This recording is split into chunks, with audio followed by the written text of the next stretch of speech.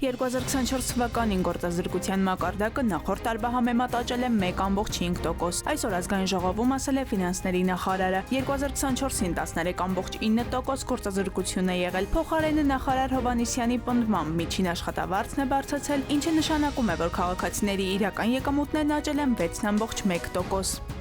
Առողջապահության նախարարությունը հանրային քննարկման է ներկայացրել մարդու վերարտադրողական առողջության և վերարտադրողական իրավունքների մասին օրենքի նախագիծ։ Առաջարկվում է վերացնել վերարտադրողական օժանդակ տեխնոլոգիաներից օգտվելու իրավունքի տարիքային սահմանափակումը։ Գործող կարգավորումներով այդ իրավունքներն ունեն մինչև 55 տարեկանները։ Մարդու իրավունքների պաշտպանն է դիմել սահմանադրական դատարան հակասահմանադրական և անվավեր ճանաչելու մարդու վերարտադրողական օժանդակ տեխնոլոգիաներից օգտվելու իրավունքի իրացման տարիքային սահմանափակում նախատեսելու մասով դրույթները։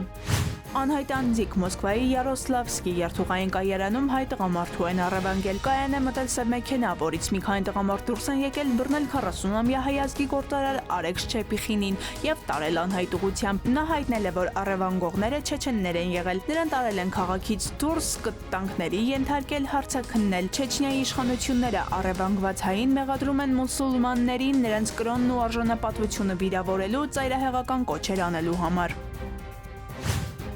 Ծննդամթերքի անվտանգության տեսչական մարմինը 6 ընկերության պաղպաղակում խախտումներ է հայտնաբերել։ Դրանց արտադրությունը կասեցվել է։ Խախտումներ են արձանագրվել թե բաղադրության, թե մարիաբանական ցուցանիշներով, ներառյալ աղիքային ցուպիկի և այլ մարեների մակարդակով։ Ծննդամթերքի անվտանգության տեսչական մարմինը սահմանել է խախտումների վերացման ժամկետներ և նախատեսում է արգելել վտանգավոր ապրանքների իրացումը։